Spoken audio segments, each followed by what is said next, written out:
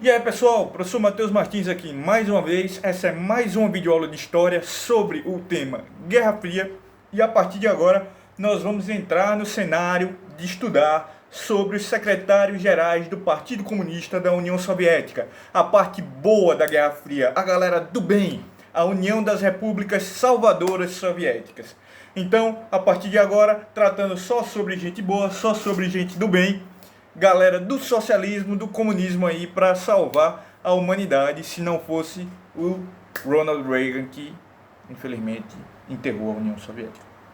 Mas se tratando desses meninos, temos aqui para começar esse cara gente boa, esse cara tranquilo que nunca fez inimizade com ninguém, nunca mandou matar nenhum adversário político, nem nunca foi responsável aí por uma mortandade em massa relacionado a plantio de grãos na Ucrânia, chamada de Holodomor. Não tem nada a ver com ele. Esse menino que é conhecido pelo lindo nome de Joseph Stalin, o assassino do Leon Trotsky. O Stalin, pessoal, é o camarada que está governando a União Soviética desde 23, tá? Aqui a gente tem como data 43 a 53, porque está marcando a partir do fim da Segunda Guerra Mundial. Mas desde 23, Stalin, que não era nem o nome dele, na verdade, Joseph, tudo bem, mas o Stalin significa Homem de Ferro, o José, Homem de Ferro, ou de aço no caso. Está governando a União Soviética aí desde 23, então período grande de poder aí, quase 30 anos no poder da União Soviética, tá bom? Esse camarada, saindo da Segunda Guerra Mundial, é o grande responsável pela reconstrução da União Soviética nesse contexto. Vejam, pessoal, os Estados Unidos saem da Primeira Guerra Mundial, da Segunda também, mas eu estou falando especificamente da Segunda, na verdade eu troquei. Os Estados Unidos saem da Segunda Guerra Mundial sem ter levado uma bomba no seu território. Já a União Soviética foi invadida pelo exército nazista, foi completamente destruída, arrasada. Teve uma grande mortandade, a maior quantidade de soldados e civis mortos durante a Segunda Guerra Mundial, contando todos os países, foi da União Soviética, tá? Há estimativas, para vocês terem noção, que se você somar todos os outros países, a mortandade de todos os outros, e dividir por 3, vai dar o quantitativo de gente que morreu da União Soviética. Então é um país que realmente deu muito sangue nesse conflito, vai estar arrasado, destruído, tanto no seu quantitativo populacional quanto na sua infraestrutura, e todo o processo de reconstrução da União Soviética vai ser abalizado pelo pulso firme e pelo temor que o Stalin representava nessa sociedade. Então, ele vai ser o dirigente, apesar de um camarada autoritário, centralista, ele vai ser o dirigente necessário para que a União Soviética tome rumo e continue páreo para os Estados Unidos. Mesmo sendo um país, repito, mais uma vez, massacrado no conflito, enquanto os Estados Unidos saem da Segunda Guerra Mundial sem levar uma bomba no seu território. Tá? Não teve uma fábrica norte-americana que foi destruída, uma cidade norte-americana, nada disso. Mas a União Soviética, sim, a União Soviética foi devastada, tá bom? O Stalin vai conseguir, com esse preceito de reestruturar a União Soviética, colocar então um país que até pelo menos 1917, mas a gente pode estender até o final da Guerra Civil Russa, ou seja, 21, até 1921 a União Soviética era um país feudal, agrário, sem indústria nem para fabricar armamento.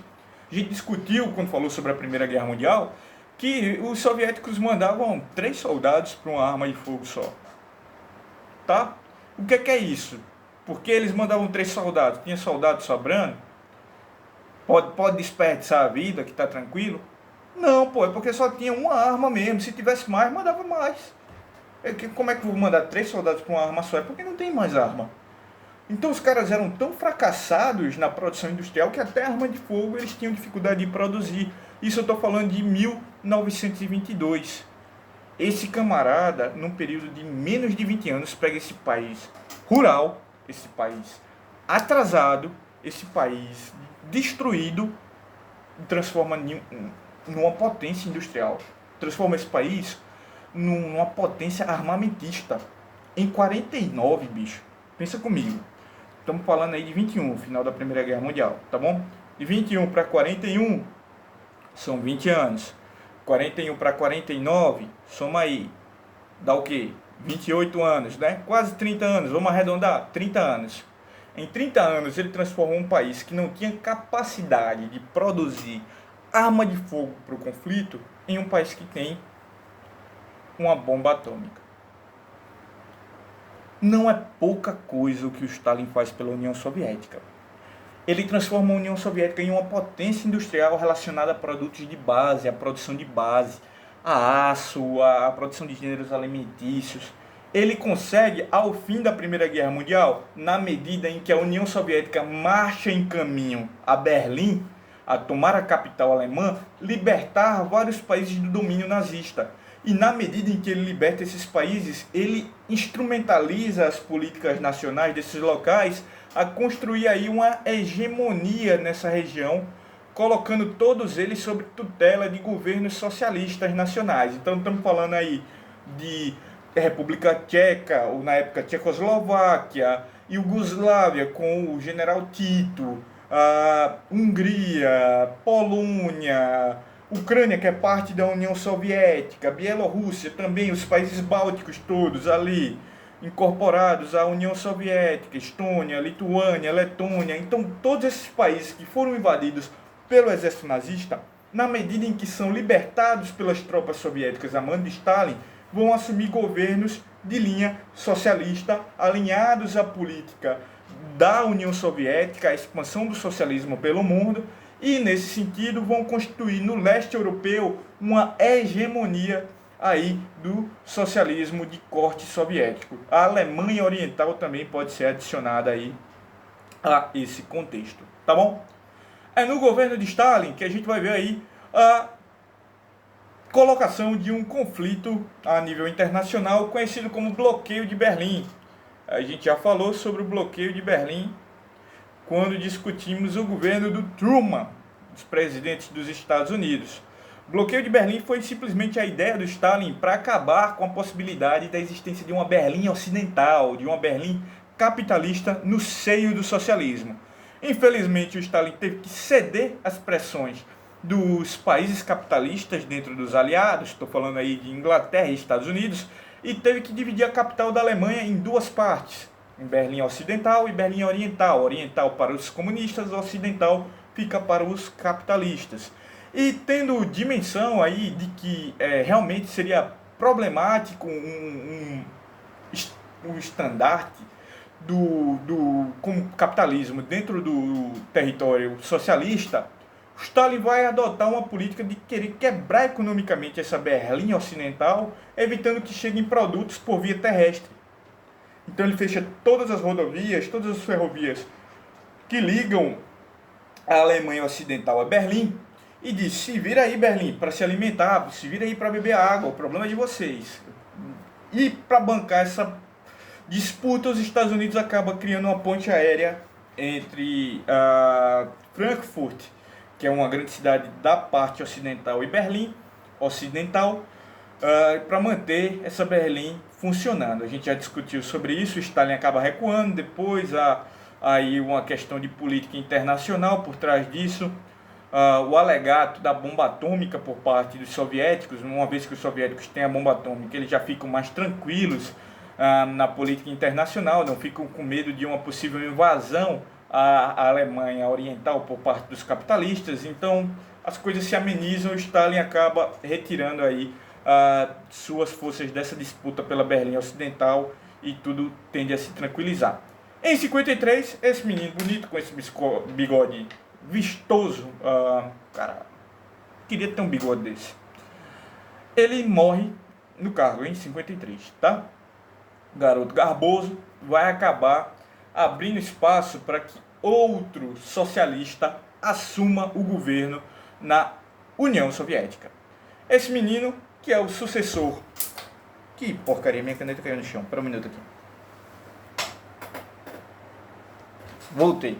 Esse menino que é o sucessor do Stalin é conhecido pelo nome de Nikita Khrushchev ou Nikita Khrushchev. Pode ser escrito de várias formas diferentes esse nome, pode ser escrito só com SH, pode ser escrito com SHCH, é bem complicada a transliteração. Mais uma vez lembrando, o cirílico é um alfabeto diferente do alfabeto latino. Quando a gente faz as traduções, acaba gerando algumas confusões naturalmente, tá bom?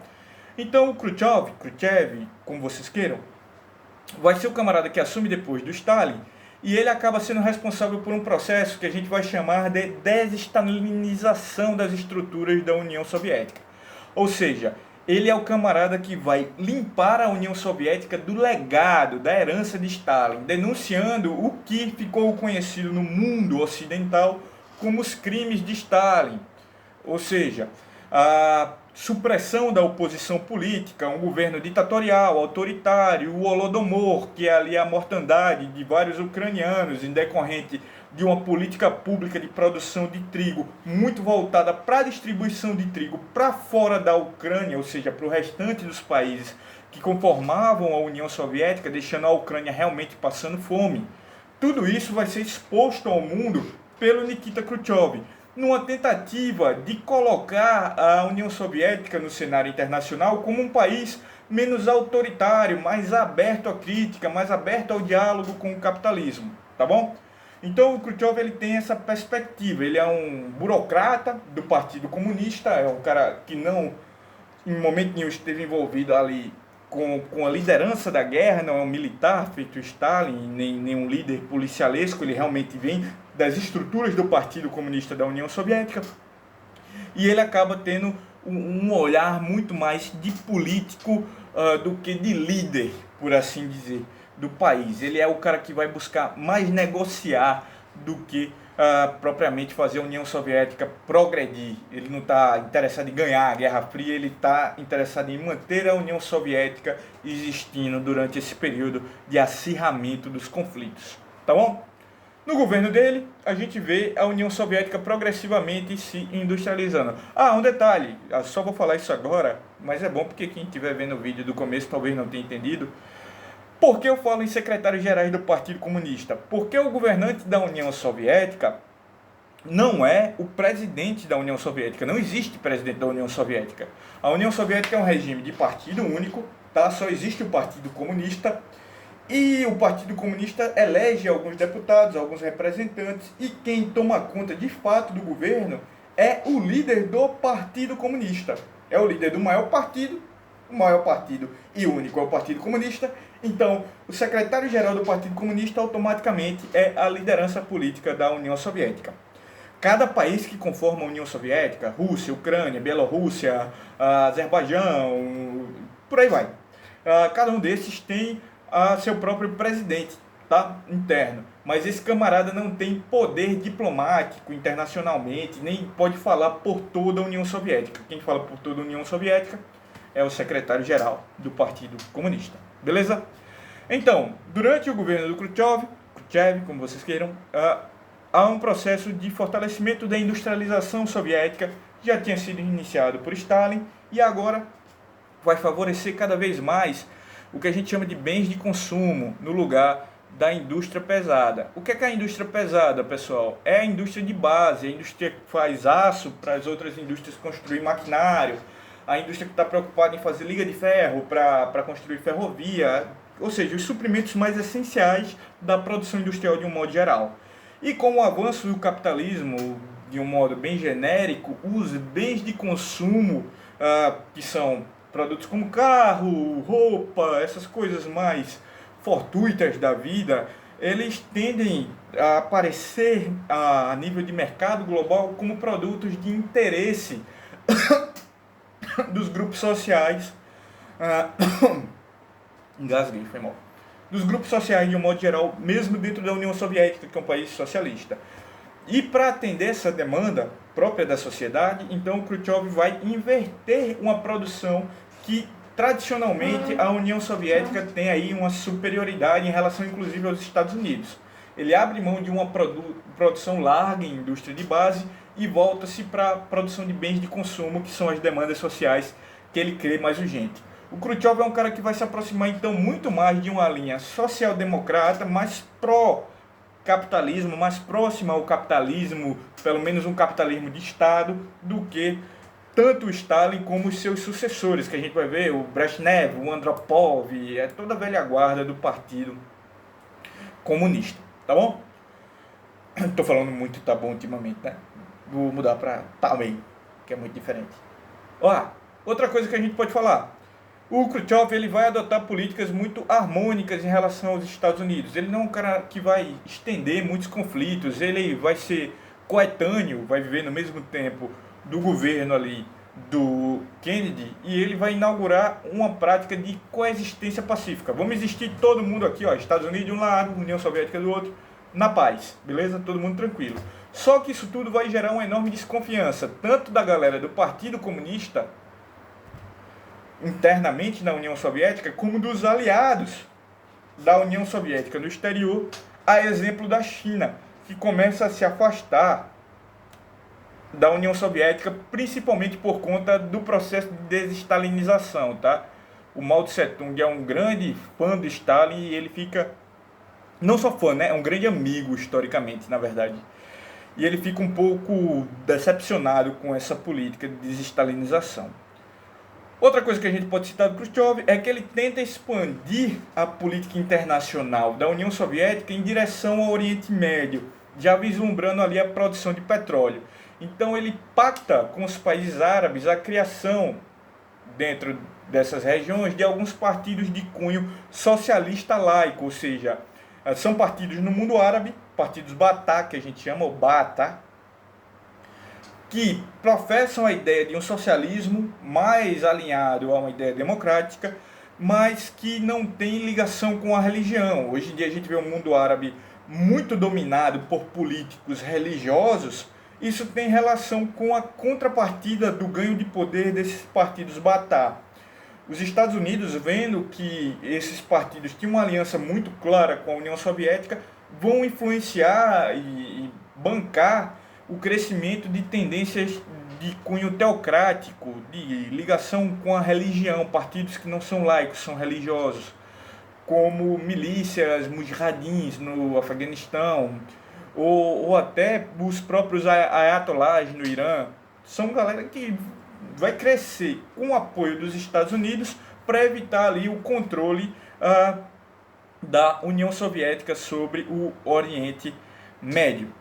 De certa forma, essa aliança e essa aproximação do Khrushchev da União Soviética com os países árabes, tem muito uma ideia de contraposição à criação do Estado de Israel. Apesar que Israel vai nascer originalmente como uma tendência até socialista, curiosamente, os judeus que fundam Israel, todo o movimento sionista, é originário da União Soviética em grande parte, mas progressivamente, depois de assentadas as bases do Estado israelense, a gente vai ver que para se manter em defesa em relação ao mundo árabe, a própria formação de Israel como um país é uma ofensa para os árabes que viviam na Palestina, é meio como uma invasão encarada dessa forma. Então Israel é um país inimigo de todos os países árabes que estão cercando ele. Para manter-se vivo e existindo, Israel vai se aproximar gradualmente dos Estados Unidos, até para compra de arma, para manutenção de exércitos e tudo mais. E esse apoio dos Estados Unidos a Israel é visto como uma ponta de lança na colonização ou na ideia de dominação do Oriente Médio pelos países árabes, que aí, por antonomasia, por contraposição, vão acabar se aproximando da União Soviética, e aí está a origem desses partidos Baath, tá bom?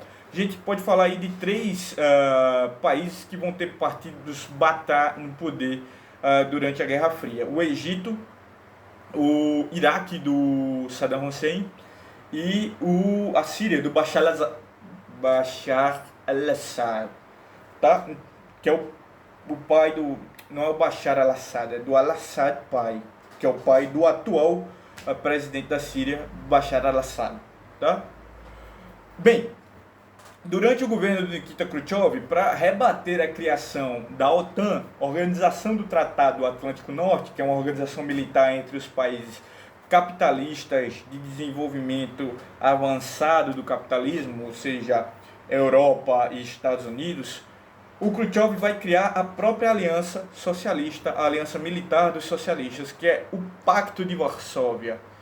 É um pacto que vai dizer aí que os países socialistas contribuem para um exército em comum e que esse exército pode intervir em quaisquer rebeliões de países dentro do bloco socialista que estejam progressivamente, de alguma forma, se bandeando para o lado do capitalismo.